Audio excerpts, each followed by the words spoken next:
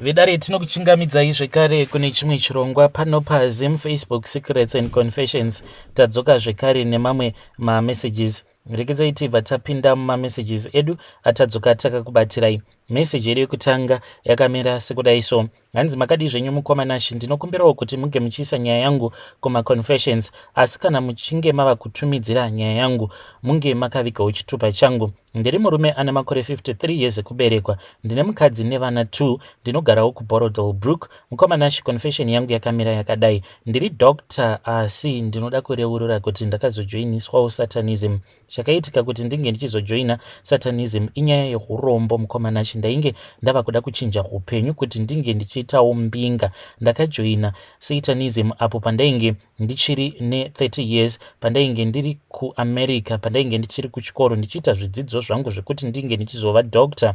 Ndakajoina through my friend uyo ainge ari muAmerican. Ndakabva ndazoiswa tattoo iri randakaiswa ndere eagle kumusana kwangu as a symbol of power and wisdom. Mukomanachi, ndakazobva kuAmerica ndava ne32 years ndichiuya kuZim kuzotangawo mabusinesses angu, uye zvekare ndikabva ndazotanga business rangu remapharmacies nekuti ndainge ndatova nemari kare.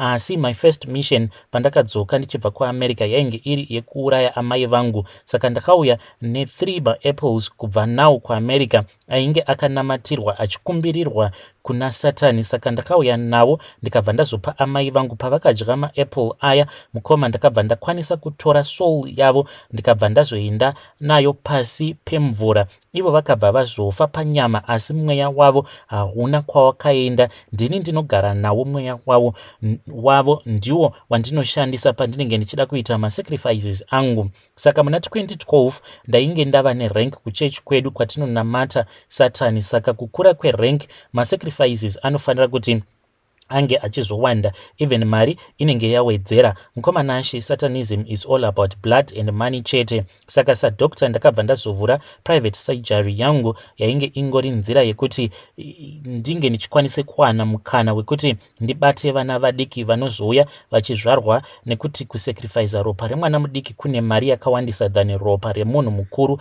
That's why muchiona panoita maaccident paya vana vadiki kazhinji vachirarama vanonetsa kuuraya nekuti vanenge vasati vatadza. Saka inini zvandinoita mukoma, paevery vana 6 vanozvarwa kusejari kwangu ndinouraya 1, handibvumirwe kupfuura vana 6 ndisina kuuraya 1. Saka zvakazoitika muna May, mukomanachi, ndakatadza kutevedzera mutemo wekuti ndisapfuura vana 6. Chakaitika kuti ndinge ndichizokundikana, pane mukadzi akauya ainge akatakura munamato yake mubhegi rake. Saka pandainge ndava kuzama kuda kuuraya mwana wake, ndo pandakabva ndazoona an angel yakauya ikabva yatanga kundirwisa zvekuti ndakaita madays ndichirwara. Saka ndakabva ndaputsa mhiko dzaidiwa. So my master is demanding ropa remwana wangu kuti ndichenesewe, kuti nekuda kwekuti ndakatadzira Satani. Mukoma, inini kuti ndinge ndichiuraya vana vangu hazviite, nekuti I invested a lot pavari kuvaendesa kuchikoro. Saka my deadline is 29 October.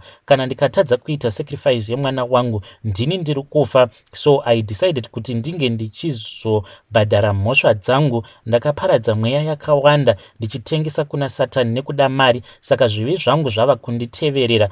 Ndakatengesa mweya wangu nekuda kwemari. Mukomanashi, my advice to the world ndeyekuti Jesus is coming and he is alive. Garai muchinamata, nekuti Satani ari kuuya kwamuri kuburikidza nemapastors, madoctors, mateachers. Vanhu vava kuda mari kudarika Mwari. Inini ndakasarudza nzira yangu. My soul belongs to the devil. Asi yambiro yangu kune munhu uyo achiri nemukana ngaanamate, kana kuri kunzi unenge uchiri nemukana. Vedare ndo message iyo yandakatumidzirwa ichibva kuna mukoma vedu. Zvakangoma hazvo vedu we. Ngatizamei kuti tinge tichitaura navo mukoma vedu ava mucomment section. Hey, pakaipa. Zvakangoma hazvo vedu we. Mamwe maconfessions anotyisa komana, asi ngatizamei kuti tinge tichitaura navo mucomment section. Rekedzai tibva taenda panyedu inotevera.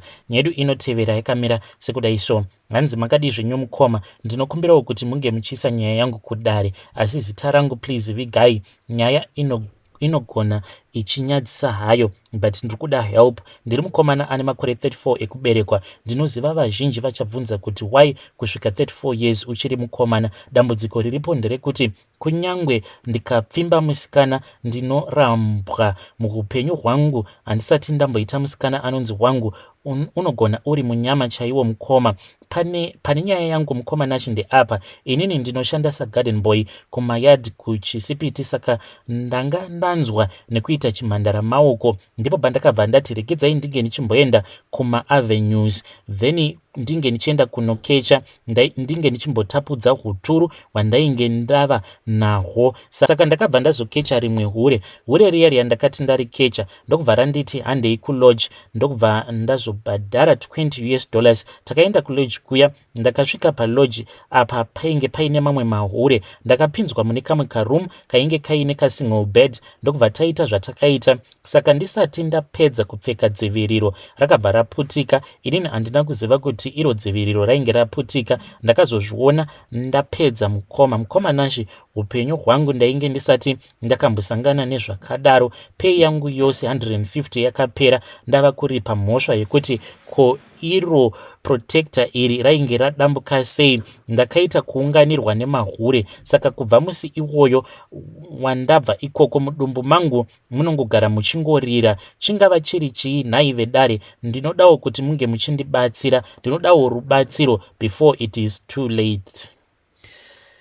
Vedare ndo message iyo yandakatumidzirwa ichibva kuna mukoma vedu. Please ngatizamei kuti tinge tichitaura navo mukoma vedu ava mucomment section. Hey, pakaipa ndegedzai tibva taenda panyedu inotevera. Nyedu inotevera yakamira sekudai so. Hanzi makadi zvenyu mukomanashi, please post for me as hidden identity. Ndiri musikana ane makore 22 years ekuberekwa. Mukomanashi, confession yangu yakamira yakadai: ndinodanana nevarume vevanhu. Kana ndichinge ndadanana nemurume wemunhu, ndinobva ndazotora hurume hwake uhwo hwandinozoshandisa kubusiness rangu. Iniwo ndinoita business remabhero. Zvandinoita nehurume uhwu, kana ndichinge ndahutora mukomanashi, ndinoisa muhari iyo yandakapiwa nagogo vangu. Saka murume wose anoita bonde neni ndinenge ndava kutoshandisa chipo chake nemukadzi wake zvekuti vanopedzisira vava marombe kana kusvika pakutorambana. Saka ndakapiwa mhiko dzekuti handifanire kunge ndichizoroorwa kana kuita mwana. Mukomanashi, mari ndava nayo, but dambudziko ravepo mukoma, ndava kudawo mwana, but kungobata nhumbu hanzi ndiko kufa kwangu. Ndiyo secret yangu iyi mukoma. Apa mbuya vangu vakandipa hari yelaki vakafa, handichaziva zvekuita ini. Vedare ndo message iyo yandakatumidzirwa ichibva kuna vanzvadzi vedu. Ngatizamei kuti tinge tichitaura navo mucomment section. Kune avo vanenge vakatumidzira mavoice note anenge akati rebei, please ndapota musazodelita mavoice notes enyu, nekuti ndinenge ndiri munzira ndichiuya type up my voice notes enyu, because kune vamwe mukoma vakatumidzira rine 40 something minutes, saka rinenge richizototorawo mazuva akati wandei. Please do not delete your voice notes. Regedzai tibva taenda panyedu inotevera. Nyedu inotevera yakamira sekudai so. Hanzi makadi zvenyu mukomanashi, please post for me.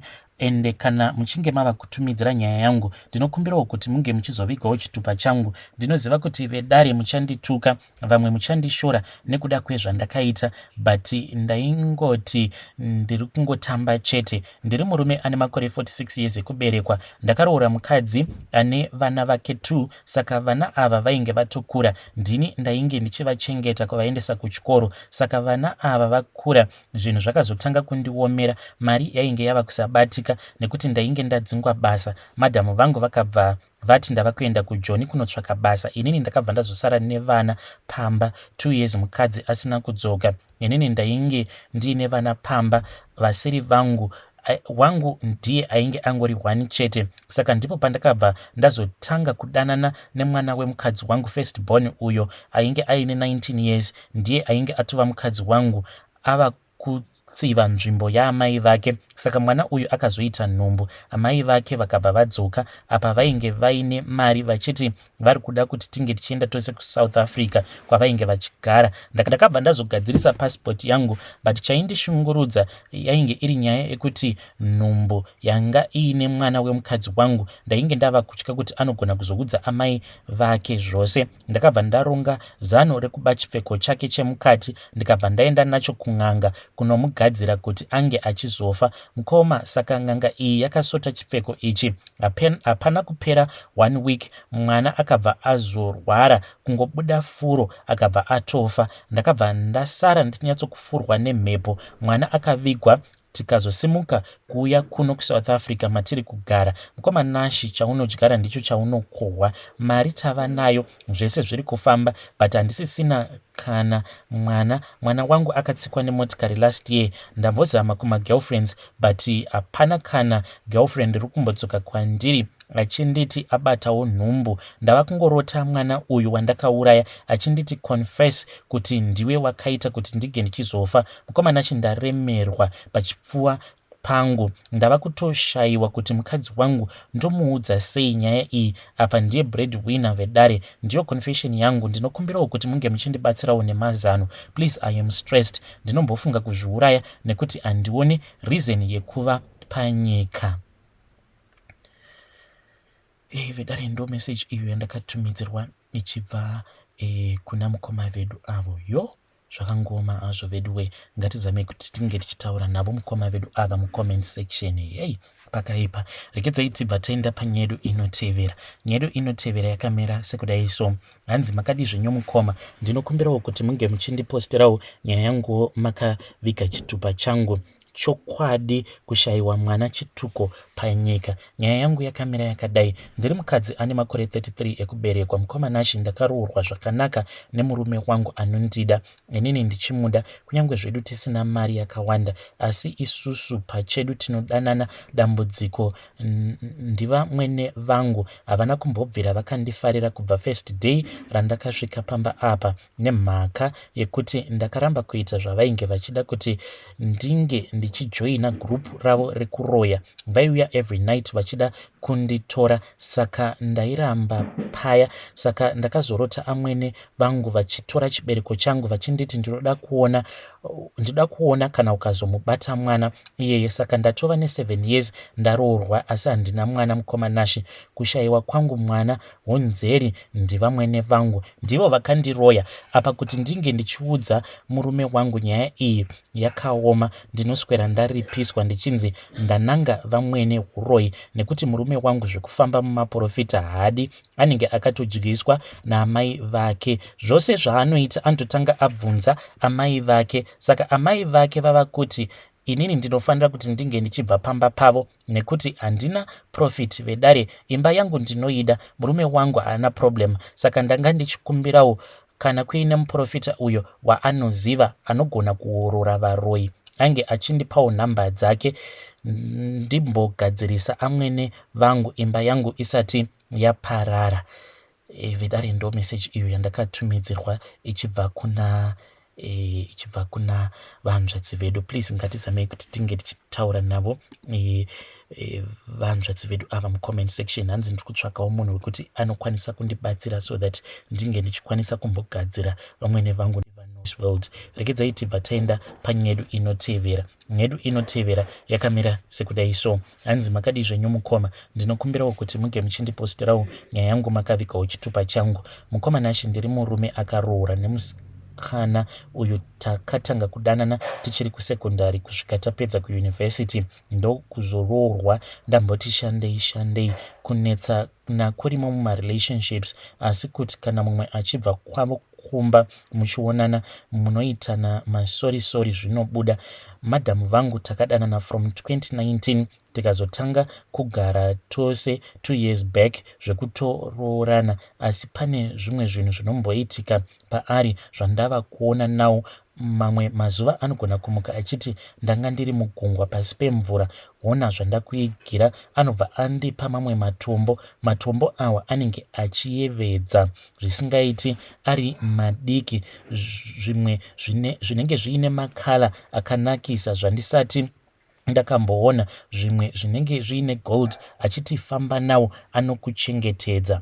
Pane zvakawanda uye zvekare zvimwe zvinenge zviine makala akanakisa andisati ndakamboona, zvimwe zvinenge zviine gold achinditi famba nawo anokuchengetedza. Pane zvakawanda uye nemari. Kana ndakatarisa hangu kusaidi kwangu palife yedu tiri 2 kubasa, zvinhu zvinoita sekuda kwedu, kana kuri kutengesa zvinhu zvinoita sekuda kwedu, asi chinondityisa ndechekuti kana ndikangogara ndamutsamwisa anobva andinyudza pasi pemvura ndiri kuhope, zvekuti ndinozotomuka ndichitya ndobva ndamuti ndanyudzwa mumvura, ndikapepuka obva ati iwe wazviitirei zvawandiita. Uye munhu uya wekuti haafariri zveviolence. Pamwe pacho panogona kuuya chamupupuri ndozotoita zvekutobatirira pamuti kuti ndisaenda nemhepo. Kana kuri kunzi panenge pasina kunetsana, zvinhu zvose zvinenge zvingori bhoo. So chaakandiudza iye anoti ndakamboshayikwa kurwizi rwekwedu patainge tichiwacha, uye anoti kana akamira mumvura hove dzose dzinobva dzazouya dzobva dzaita wekuunganira. Ndakatanga ndichifunga kuti kutamba, but zvinhu zvinoitika pamwe pacho ndinotya kuti kana ndikazofira kuhope ndosiya mukadzi here oro ndokuntinya, sezvo achiti zvaakandipa zvinondichengeta. Ndibatsireiwo mukoma Nashi. Hei vedare, ndo message iyo yandakatumidzirwa ichibva kuna mukoma vedu. Ngatizamei kuti tinge tichitaura navo mukoma vedu ava mucomment section. Rekedzai tibva taenda panyedu inotevera.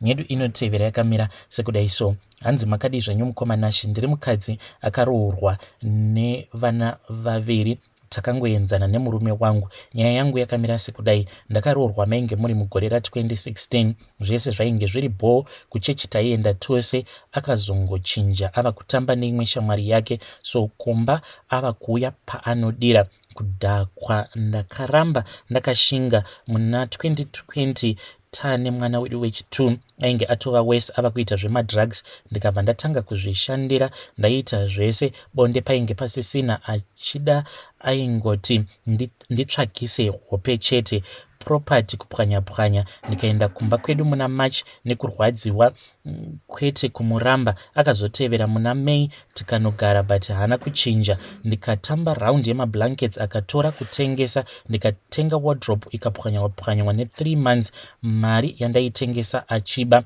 magas tank kumatengesa. Ndikamboshingirira muna September ndikazoti move on, ava kunditi uri kuhura what. Asati ndarongedza ndakaenda kunotora vatete vangu, then takazoti tasvika paya. Patakasvika midziyo yainge yaputswa, hama kutangira kudhoo. Iye akatotiza akafona achiti buri raainge aboora padhishi resimbi ndo raifanira kuva mumusoro wangu, achiudza tete vangu. Ndakaenda kumba kwedu, but zvinhu hazvina kufamba zvakanaka. Kushanda kudai, mari ndaisapiwa 3 to 4 months no pay. Amai vake muprofita. Ndakazama kuitawo business remabhero, hapana kana chaifamba. Mwana wandainge ndiinaye mudiki aiti akatanga kuramwa chikafu achiti ndinoda kuenda kumba kwedu. Taisarara nekuti imba yangu ndinoida kupinda dzimba 2 kunondirwadza. Mufunge, takadzokerana nemurume wangu, akachinja guta rekugara. Madrugs haachabati,